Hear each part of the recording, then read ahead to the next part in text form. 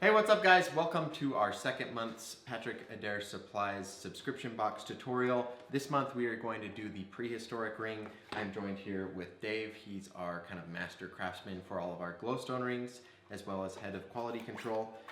This month we're doing, like I said, the Prehistoric Ring. And so there's going to be a lot of new skills that I want to go over. Specifically, a lot of them will be going over our stuff that's unique to titanium. So you'll get your box. It's going to have your ring blank in your selected size, so titanium. Then we're going to have two baggies with our materials for this month's box. So the Prehistoric Ring, we have meteorite pieces in, as well as dinosaur bone. So those are all the inlay materials, and then obviously we need our glow powders and pigments. So that's what's in here. I'll just grab these out. We've got our vial full of blue pigment as well as purple pigment. Those are the two colors of this ring. And then they will both glow aqua.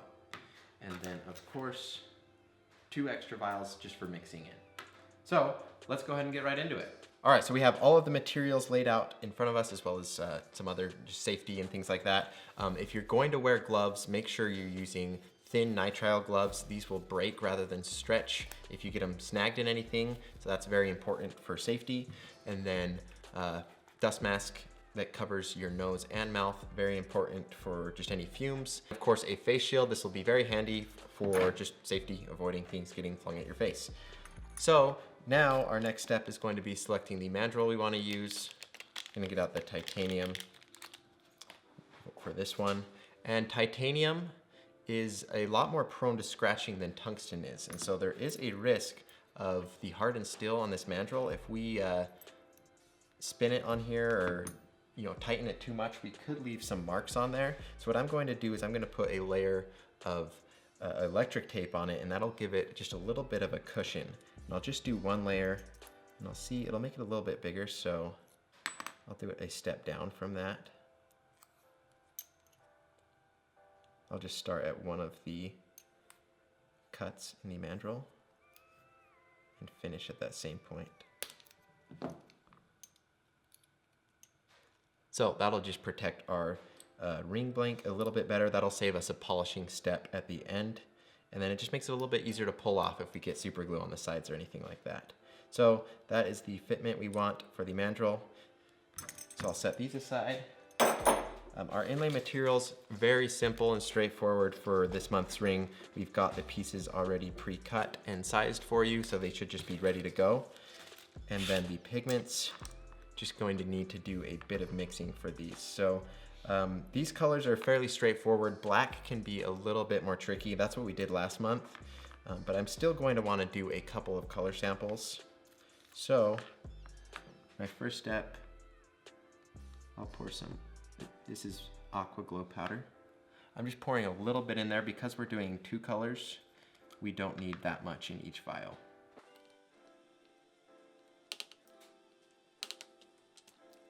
And my favorite way to mix pigments, especially in batches this small where just a teeny amount of pigment makes a huge difference, is to just use the end of a pair of tweezers. So I'm going to just dip it into the vial.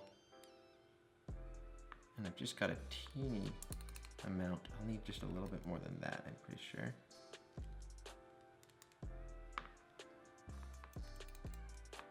Okay, we'll mix that in. And then I'll do some color samples once I'm done here. And I want to make sure I mix it very thoroughly. If there's any hidden clumps of blue in there, and then I shake it later, I'm going to end up with too much pigment in there, which won't make the color wrong. Like obviously this blue here, it's a nice blue, but it won't have the ring glow as much. So that's kind of a negative to putting too much in. And this, I know that color is a little too bright. That's more of like a sky blue. And I say this, you can't just look at it and tell, because you need to add super glue to it to wet the material, and that'll make it more of a darker, rich color. So that's why it's not the exact color you see here, but I do know that's a little too light.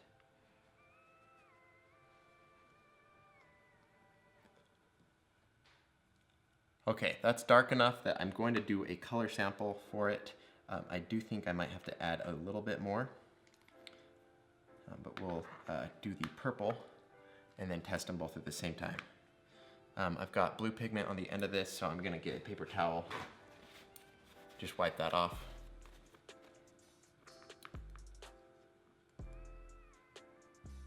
Grab some more purple.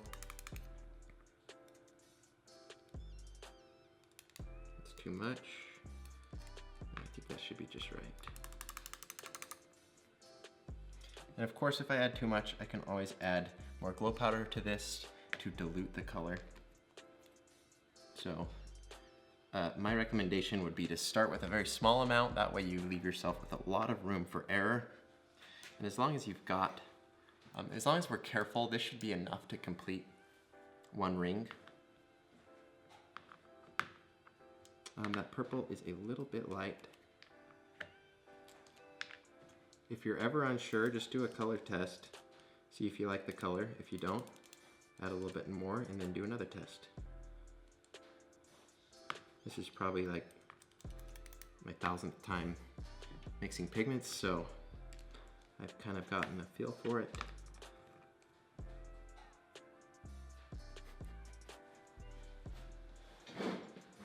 All right, here's our two colors. So we're ready to do a sample. Okay, so I've got my metal 1, 2, 3 block here. You can use literally whatever you want, but this works really well and it's reusable if you just scrape it off. I'm gonna make 2 dabs of super glue. I'll test the blue on my left.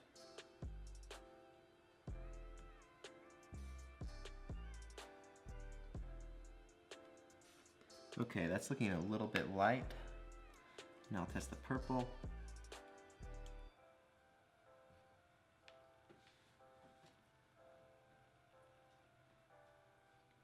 The purple's better, but I think we might also want to add just a little bit more to that. So I'll add like 1 teeny little scoopful to the purple, and then like 2 teeny little scoopfuls to the blue. We'll see what that does.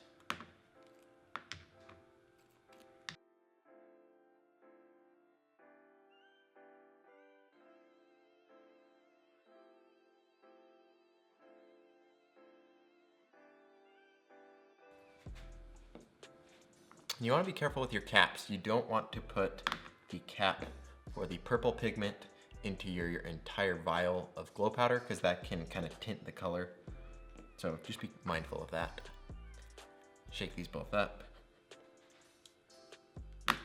Now it's time for round 2 of our color samples.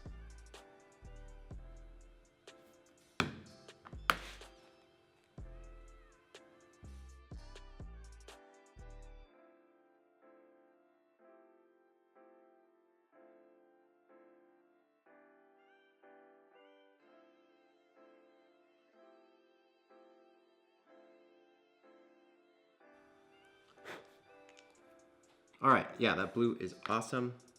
Both of these are dark, rich, vibrant colors. Here, I'll flip it around. The colors on the bottom are our final colors. You can see the blue starts out lighter and gradually gets darker how we want it.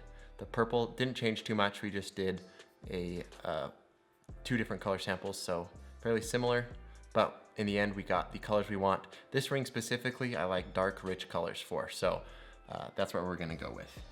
So, got our vials ready. Nothing to do as far as preparation for our materials. If you watched last month's video, you saw how we were able to prepare the pieces of meteorite. But for the subscription box, we send you just these pre-cut pieces to begin with. So nothing to worry about there. And then our blank, there's gonna be quite a few different just things to worry about with titanium, just different tips and tricks that we're gonna go over. So I'm gonna have Dave share just more of his experience and knowledge with that. But other than that, we'll switch over to the lathe and get right into it.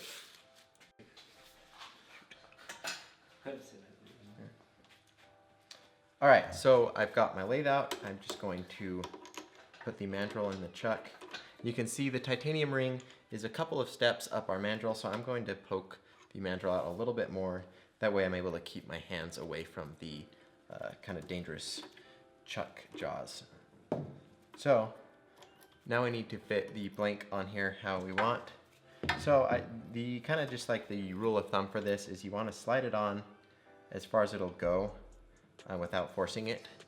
And so it's not going to go on to the next step, so basically where it's at right now is good. It's actually pretty snug, especially with the tape on there.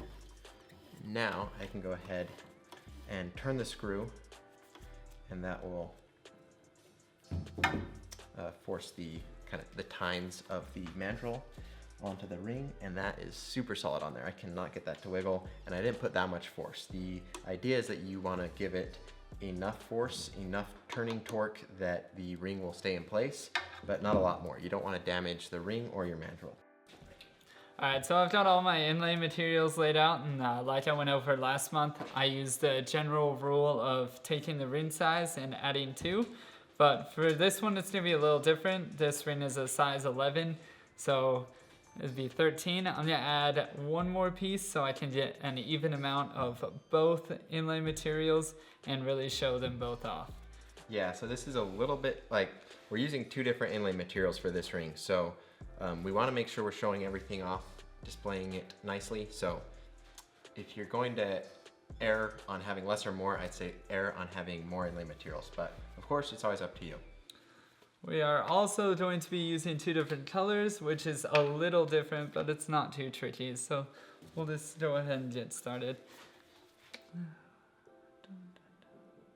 And this is medium viscosity super glue. We went over this last month, so if you want to hear more about that, make sure to watch that video if you haven't seen it already. Starting out with the dinosaur bone. You can do whatever, but that works.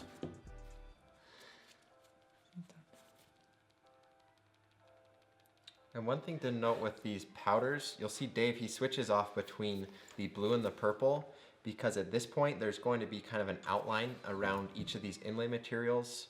And the reason that we add the glow powder at this point is to secure it in place. And so we don't want there to be a blue circle around every one of the inlay materials or a purple circle. We want it to be even, and we want to have a variety. So that's why he's switching it up.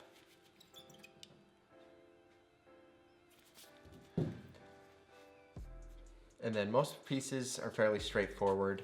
You'll see that he's putting some of the larger pieces. You need to worry about them either chipping out or flaking out throughout the process.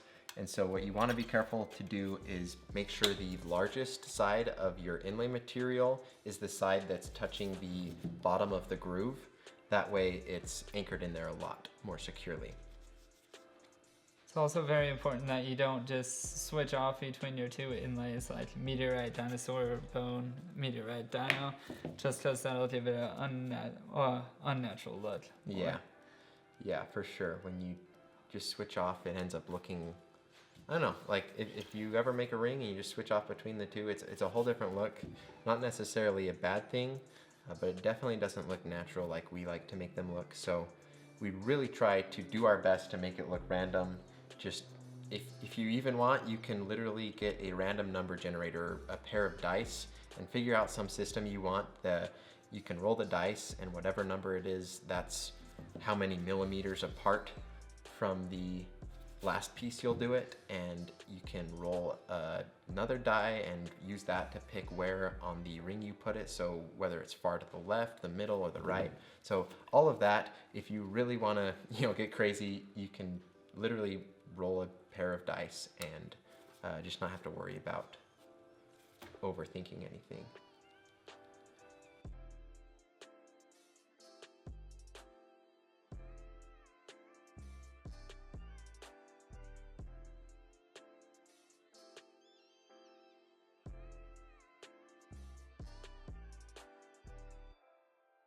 All right, so how far are you through the inlaying?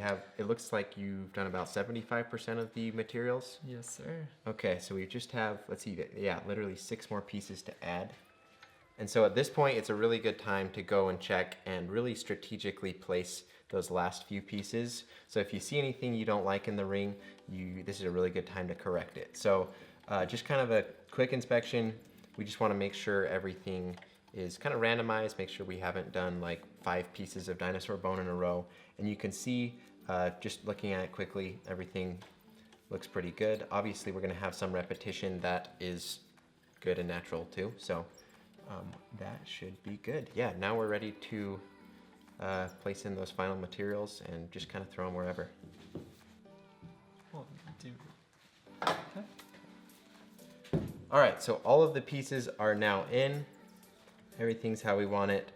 Like I mentioned earlier, we were careful to switch colors off because we don't want to be left with a ring that looks like it's spotted blue all the way around. So that's why we swapped out the colors. So we've got all our pieces in there how we want.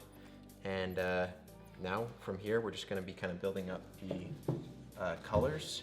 And because there are two colors, there is kind of quite a bit of technique that goes into swirling them to get them to look nice and to work well together. All right, we got all our inlay in, so we're just gonna put a layer of blue across the entire ring. And then Right. I like to choose the darkest color out of the two and use that as the backdrop. We'll still have that little blue circles around So some inlay. explain what you mean when you say backdrop. So like when we do rings that we mix black in another color, we do black first because we like that as the background. It's easier to get the black to show up, and then from there we can kind of work backwards. It really doesn't matter, but we like to have the dark colors in first, and then we can kind of have that contrast where we can fill it in from there and make sure that we get the colors showing where we want it. Yes. You've got the glue in there. There's kind of, the glue will stay wet for a few minutes as long as you don't have any accelerator on there, so not a huge rush, but I know the clock is kind of ticking once you start putting it in there, so we'll go ahead. Fill it all in. You don't want to just dump it in there, just lightly. Do it just like you can see Dave doing right now. You don't really need to cover the spots that were covered when you put in the inlay. You just want to make sure the bottom of the blank is completely covered. Yeah, so just trying to cover up any metal at the bottom of the channel in the ring blank. Gonna go ahead and put some accelerator on here. Do a little blast with the heat gun. Yeah, the heat gun's getting rid of all of the accelerator. It evaporates it almost instantly. You just put it on there for a couple seconds. And that'll make sure that the super glue doesn't just harden immediately next time we apply it.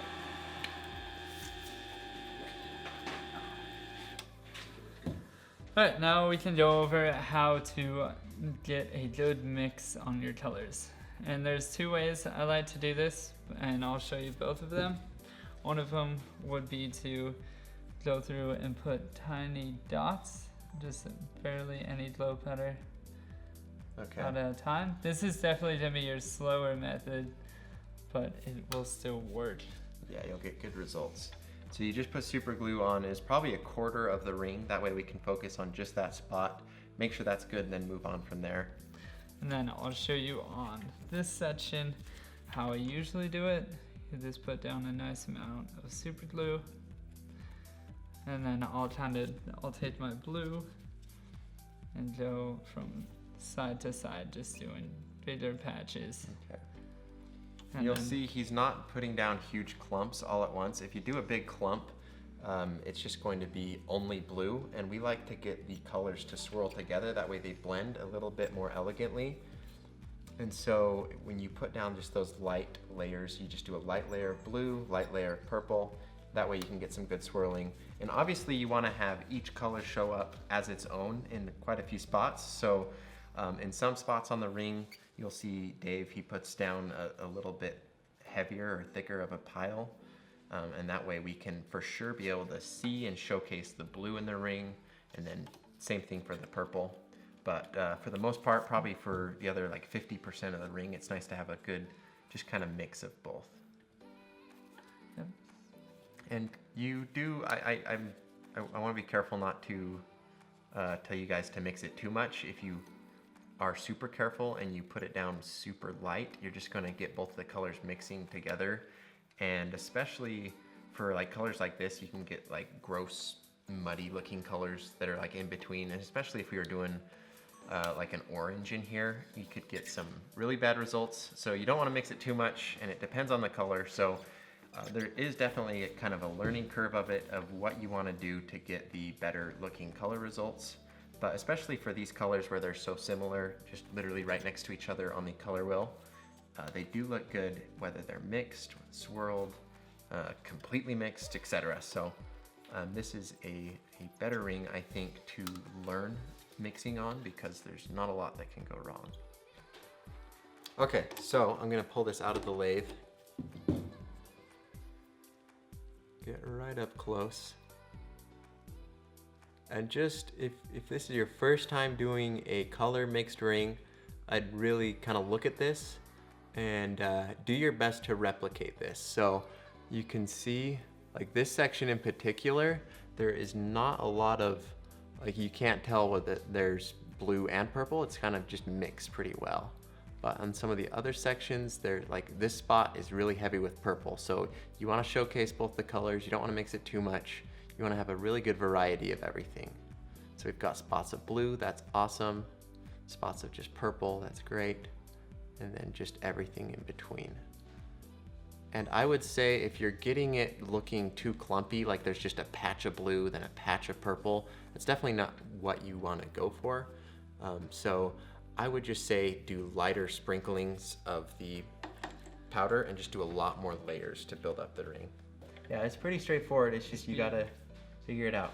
Yeah, like I said earlier, this spot specifically, this is mixed really well and it does look good. If this was like an orange and a blue, that would really clash if you mixed it, kind of just look like a brown.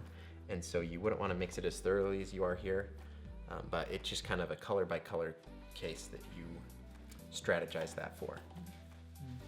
These two mix very well. Yeah, purple and blue I'd really like together. That's why this ring is this color, even though it's usually people don't like purple in their rings. I think it goes really well together. Most of our ring is already filled up to the top, so I'm just gonna go ahead and finish up those little spots. Just going like spot by spot.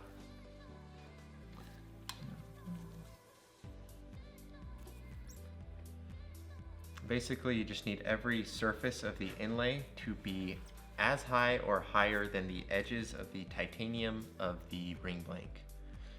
That way, once we sand it down, there won't be any holes or voids.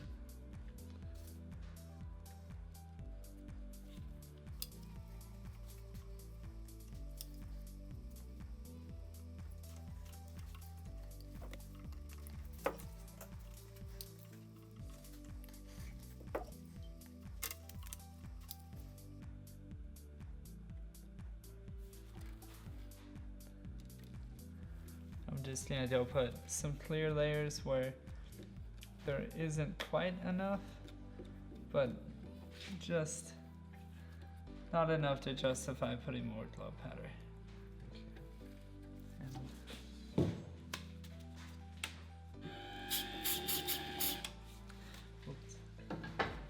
All right, so are we ready to grind it down?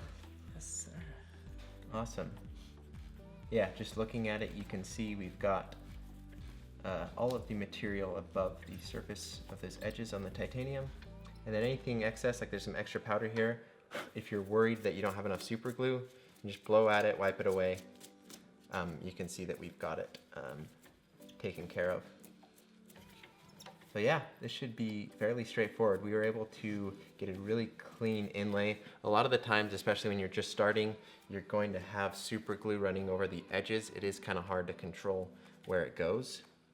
And so that's another great reason if you're just starting, I'd recommend using electric tape on almost all the rings you do. But because Dave is experienced, he's able to get it in there really well. We do have a little bit of material on top of the titanium.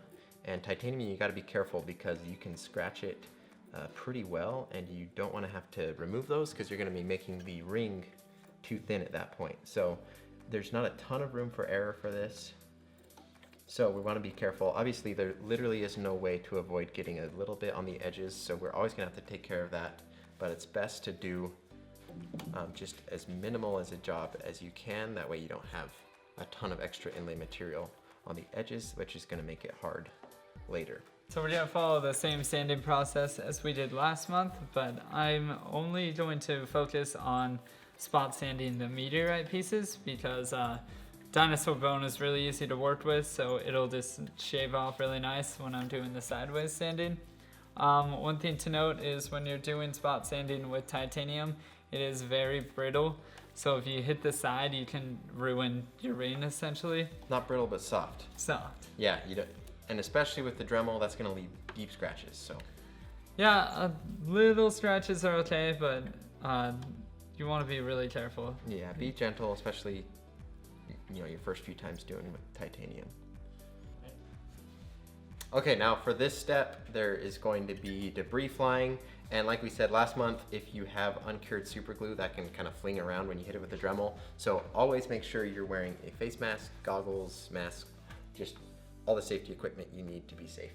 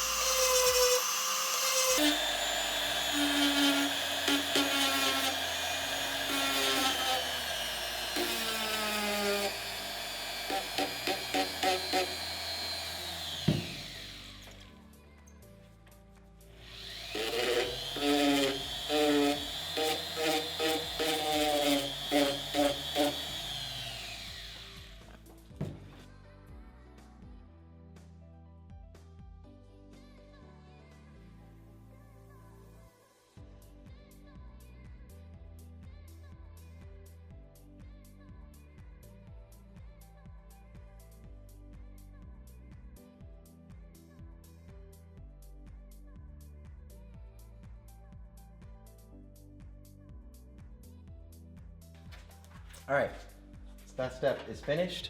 I've got all of the meteorite pieces sanded down and it's flush with the edges of the blank. And one thing that I was forgetting to mention earlier about the titanium, we did mention that you don't want to gouge the titanium and scratch it, but there's also another thing to worry about. If you're doing that and you hit it too hard, you can make a flat spot in the titanium, and that'll be really apparent once you polish it.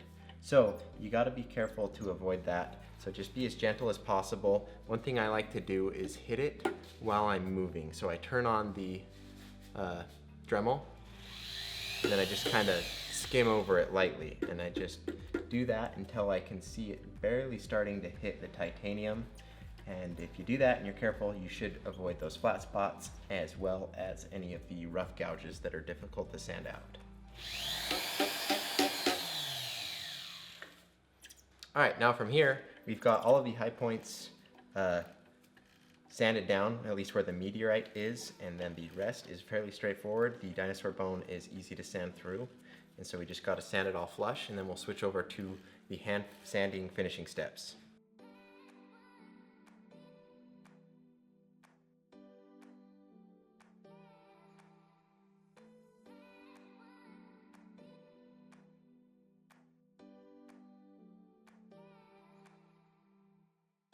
Okay, the ring is pretty much perfectly smooth. At this point, once you've got it all grinded down, this is when you want to go in and do one more final kind of spot check and spot sanding on it. All right, now that the ring is almost completely flat, I'm just gonna go through and double check any spots where it is above, and then I'm just gonna do some spot sanding to make it all even. Yeah, if you have any like super glue or glow powder or anything on the edges, that's what this step is for getting rid of. So you're just gonna go through and just sand off any of those points.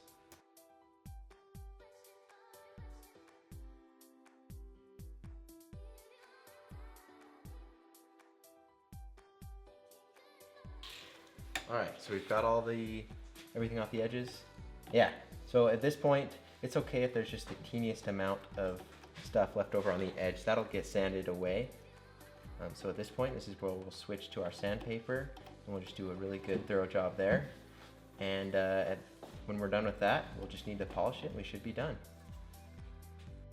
Alright, so now that we're ready to move on to our hand sanding, we'll just pull out our booklet, which is going to range from 220 grit to all the way to 3000 grit. They're about 200 in between, so that one's 4, and then 6, 8, 1,000, and so on. And it's very important that you spend a lot of time on the first two, the rougher grits on titanium, just to make sure it has a nice even finish. So when you get to the finer polishes, you get a really nice shiny finish on it. Yeah, the reason for that is titanium's softer, and so when we're using our Dremel, it leaves deeper scratches, and so we need to use rougher sandpaper to get rid of those.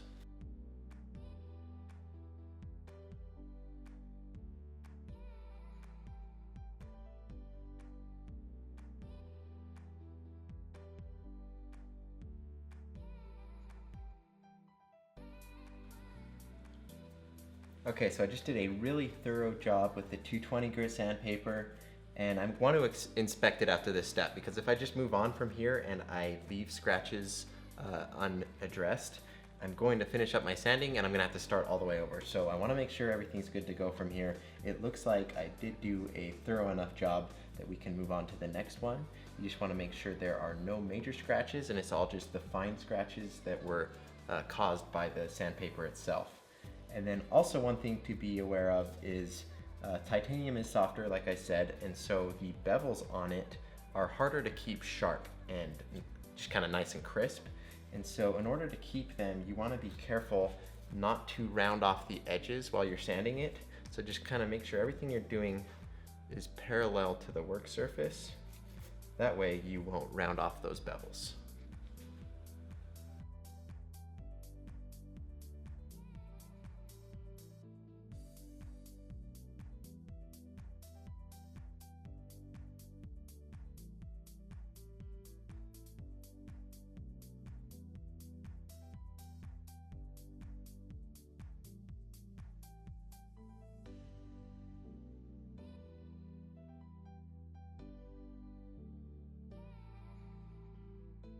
All right, I just got through all of these sandpapers. I was very careful to make sure our bevels stayed sharp, and I think we are left with some amazing results. You could see I checked between a lot of the steps of sanding to make sure that I was doing a good enough job. If I noticed that there was scratches bigger than the sandpaper level that I was on, that's when you want to go back a couple of steps and try to get rid of those. And if that's not enough, you kind of have to start over. So you want to make sure you're doing a thorough enough sanding job that you only have to do it once. All right, yeah, that's looking really good. I'm going to take it off the mandrel now and give you kind of a close-up look of what you should be going for to get it to the point where it should be ready for polishing. So you can see bevels, they're looking good. You can see there's that nice chamfer on the edge.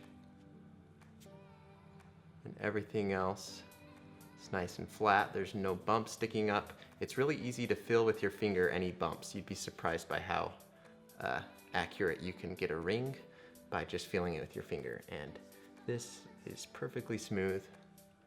So we're ready to move over to the polisher and get this finished. All right, now for polishing the titanium is actually a little bit different from other materials. It is pretty tricky to polish, so you want to make sure you're using the correct polishes.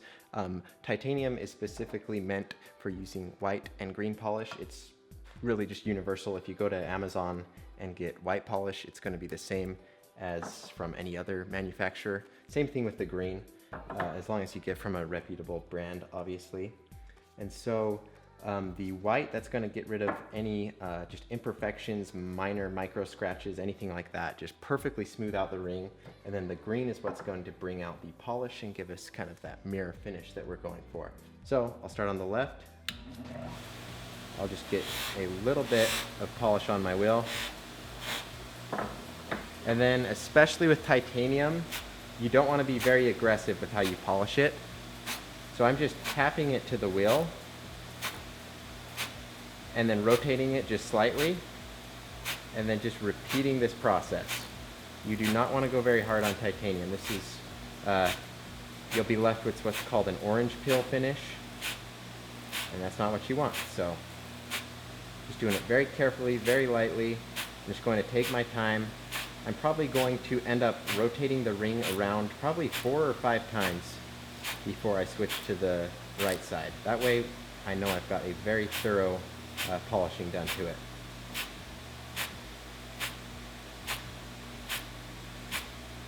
And I'll also mention a reason to do it lightly like this is it won't melt the inlay. If you just hold this against the wheel, it's going to overheat the super glue holding the inlay together. It'll get super hot, like hot enough to burn you. So just do it very lightly and you'll be left with good results, and especially for titanium. So that should be good. I'm going to stop the wheel and show it off to you guys. I want to give you guys an idea of what it should look like before you move on to the next stage. So you can see it's very consistent, a very smooth finish, but it's almost, I describe it as a satin finish. It's not reflecting, you can't see any details in the reflection, it just gives off light.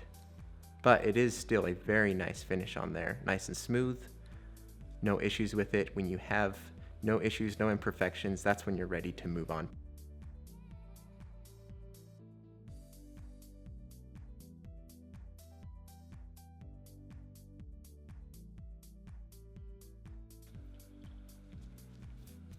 All right, so I've got out my macro lens. I want to show you guys just as up close as possible. You can see the ring is like literally larger than life if you're watching this video on a screen larger than a 2009 flip phone. So super up close, you're going to see any micro imperfections. So I wanted to go over that and just kind of have a recap of the just general process we took for this ring. So you can see right here, I want to show this off. There's a little scratch right there. That is probably residual from either the Dremel or the 220 grit sandpaper. And this is something where, I'll be straight up with you guys. This is something I think I would let through quality control because titanium is a material that it'll scratch. If you wear this ring for a week or two, it's going to end up with scratches bigger than this. So you just want to make it as best you can. Obviously, handmade rings, they're never, literally by definition, they're never going to be perfect. Everyone's unique. And so you just want to get it to a standard that I guess you as a maker can define yourself. So you just want it to look good, and you want it to, even this and macro, I think it still looks really good, and it's still difficult to find any imperfections with it. If you catch the light, you can see some smaller scratches there, and we could go back and start over from our 220 grit and probably do a little bit better job.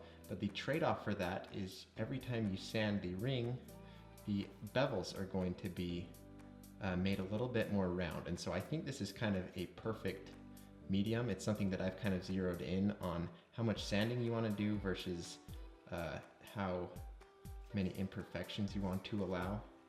And you guys can see it still looks great. Our finish is nearly flawless. You can see the meteorite giving off a really nice shine.